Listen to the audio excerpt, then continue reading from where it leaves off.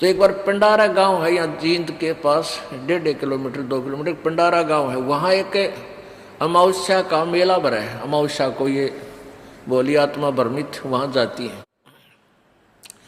और वहाँ पर घिस्सा पंथियों का एक आश्रम, और वहाँ 3 दिन का पाठ किया करते गरीबदास जी की वाणी का। तो ये दास वहाँ चला गया और वहाँ महन ये संत होया कर लाल लत्ते पहन के, और उनको आमंत्रित किया जाता था। करते हैं वो, कोई किसी डेरे का, कोई किसी डेरे का। तो उनको बुला रखा और वहाँ पर 100-150 आदमी भी भगत भी जा रहे श्रोता। तो उनमें से एक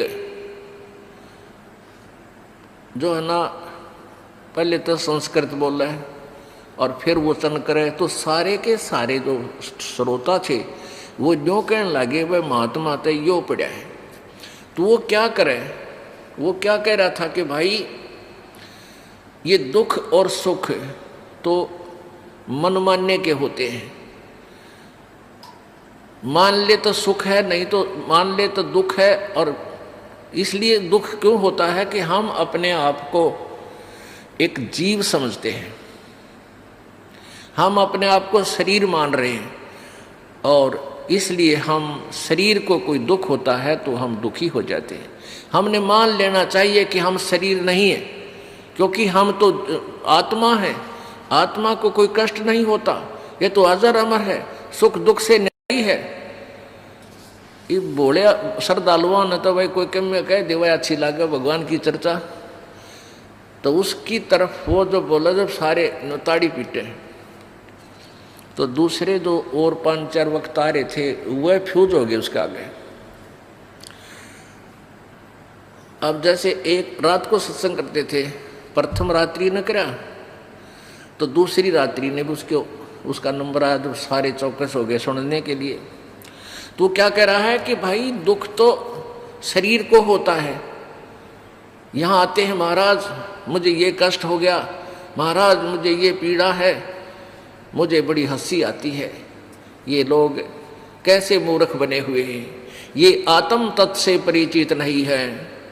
मैं एक बार चला जा रहा था, एक व्यक्ति बैठा बैठा रो रहा था, उसके पैर में पीड़ा थी, घुटने में पीड़ा थी। मैंने उसको ज्ञान दिया कि तू तो आत्मा है। अरे आत्मा को पीड़ा थोड़ी है, तो शरीर के है, तो शरीर को पीड़ा है, तू अपने आप को आत्मा समझ, तुझे कोई पीड़ा नहीं होगी। उसको कोई पीड़ा नहीं रही और वो खुद सुख हो गया। आत्म तत्व। अब तीसरे दिन दूसरी रात को, अगले तीसरे दिन तो भोग लग जाता था। पहले दिन उसने ये गप्पे मारे, दूसरे दिन भी ऐसे उसी रात ने, तो उसका जब वो 1:30 बजे तक तो सत्संग होया, वो बीच में उठ के अपने कमरे में चला गया, अलग से उनका आसन दे रखा था। वहां जाकर वो लग गया रूके मारने, उसका पेट में दर्द हो गया और बुरी तरह चिल्ला हुआ है, रोवे बूंदी डाल जो डांगर रोया करे। फिर वो जो वहाँ के प्रबंधक था वो गया, 1-2 सेवादार गया उसके पास, क्या हो गया महाराज जी? मर गया, पेट दुख है। वो एक पड़ोसी आश्रम था दूसरा, वहाँ 2 आश्रम है, उनके वहाँ से एक कार ले आए, उसने उसमें जींद ले आए, डॉक्टर ने फिर उसका इंजेक्शन वगैरह लगाए, ग्लूकोज चढ़ाया। वो सुबह 5-6 बजे से वापस ले आए और वो नो चले जानो जच्चा चले अगर उतर के गाड़ी में थे और उस कमरे में घुस गया अपने में। वो दुन से संत वो महंत उसके साथ बैठा करते, लोग ज़्यादा उसकी सुनते थे, वह फ्यूज हो गए थे। वह गए 2 जने उसके पास, ने बोला महाराज तो आत्मा था, कल किलकी क्यों मारा था, क्यों रोया था डांगर? तो यहाँ कहने का भाव ये इस तरह की थ्योरी थी इन लोगों। अब यहाँ पंडित की उपाधि यानी जैसे शास्त्री की उपाधि, ज्ञानी की उपाधि होती है, विशेष किसी एक शास्त्र के ज्ञाता को पंडित कह देते हैं। तो एक ऐसा कथावाचक पंडित जी यानी गुरु जी एक दिन एक उसके साथ उसका साथी शहर जा रहे थे। वो पंडित जी प्रतिदिन एक कथा कराया करता, नित्य पाठ करता था रामायण का। उस दिन उसने सोचा कि आज यदि रामायण का पाठ करूंगा तो लेट हो जाऊंगा, 4-5 किलोमीटर पैदल चल के ट्रेन पकड़नी है स्टेशन से।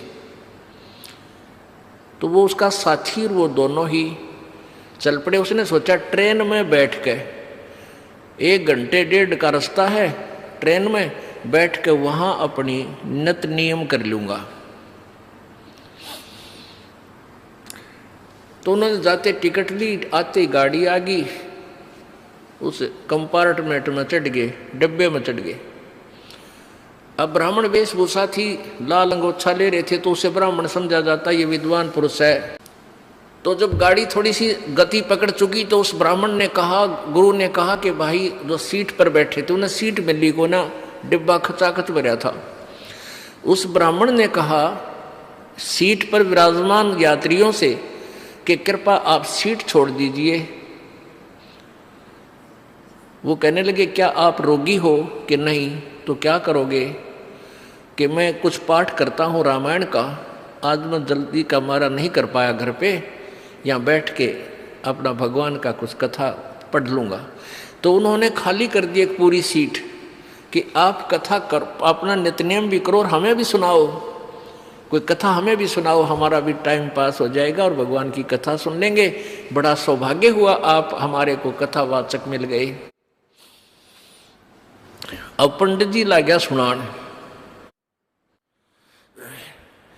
उस दिन क्या प्रकरण चल रहा था कि भाई हो तो ऐसा। देखो भरत ने अपने भाई की खड़ाओं को गद्दी पर रख दिया, रामचंद्र की खड़ाओं को, और राज्य नहीं किया। स्वयं जमीन को 6 इंच नीचे खोद कर वहां बिस्तर लगा लिया। और जब रामचंद्र जी वापस आए उनका राज सहर्ष लौटा दिया। भाई हो तो ऐसा, भाई हो तो ऐसा। अब जो सुने थे कथा उन्होंने ताड़ी पीटी कि वाह ब्राह्मण, वाह पंडित जी, तोड़ पाड़ दिया, वाह बड़ी बढ़िया कथा सुनाई। वहां एक व्यक्ति बैठा था उसी ट्रेन में एक यात्री था, उसको खोज थी एक कथावाचक की। और अगले दिन ही उसने कथा निर्धारित का समय रखा हुआ था और आसपास सभी को आमंत्रित किया हुआ था। और जिससे उसने कथा करानी थी वो कितना दूर चला गया लालची। अब वो किसी और की तलाश में था। उस व्यक्ति ने उस ब्राह्मण से कहा कि पंडित जी आप हमारे गांव चलो, हमने ऐसे ऐसे एक पाठ का दिन निश्चित कर रखा है और आप हमारे यहाँ कथा कर दो, कल से शुरू करनी पड़ेगी। तो कहने लगा नहीं कल नहीं चल सकता, मैं कल नहीं चल सकता, मुझे समय नहीं। और भी कहने लगे यात्री के महाराज जी आपका तो रोज का काम यही है, इनका आंट लाग रही है और आप कर दो। सब कहने लगे नहीं मैं नहीं करूँ। तो वो कहने लगे जी सा कोई खास काम हो तो हम कर देंगे आपके काम को, आप इनका कथा कराओ। नहीं ये काम तुम्हारे से नहीं होगा, मेरे से होगा। अब उन यात्रियों ने काफ़ी जब कहा, उसने तो ना बताई कि ये बीमारी है। उसका जो साथी था वो बोला भाई मैं बताऊं, यो कल तक किसी कीमत पर नहीं कर सकता। क्यों नहीं कर सकता? कि इसने अपने छोटे भाई पर मुकदमा कर रखा है, एक कुर्डी के खड्डे के ऊपर इनका बंटवारे का रोला है और मैं इसका गवाह हूँ भाई। और कल कोर्ट में तारीख से अरे थारा नाश जाइयो। हाँ वो कथा तो सुना रहा है भाई हो तो ऐसा, राज भी त्याग दिया। अरे आप भाई ने कहा दाव कुर्डी का खड़ा, एक रूढ़ी का खड़ा होता है मेरे ख्याल में 20 बाई 20 फुट का, और उस पर मुकदमा कर रहा, यो मेरा उन्हों का मेरा है। और कथा सुनावे भरत और राम की। इसके लिए बताते हैं कबीर परमेश्वर जी कहते हैं भाई करनी तज कथनी कथें, ये अज्ञानी दिन रात, और कुकर जो भौंकत फिर ये सुनी सुनाई बात। कहते कुत्ते की तरह भौंकते फिर ये सुनी सुनाई कथाओं को, और करनी है नहीं, अनुसरण है नहीं, और कथते फिरते हैं ज्ञान ज्ञान सुनावे दुनिया ने, आप असर को ना। कहते पंडित और मसालची दोनों सूझे ना, औरों को करे चांद ना रहे, आप अंधेरे में। बोलो सतगुरुदेव। अगर आप ये वीडियो YouTube पर देख रहे हैं तो हमारे चैनल को सब्सक्राइब करें और बेल आइकन को दबाना ना भूलें। अगर आप Facebook पर ये वीडियो देख रहे हैं तो हमारे पेज को लाइक करें।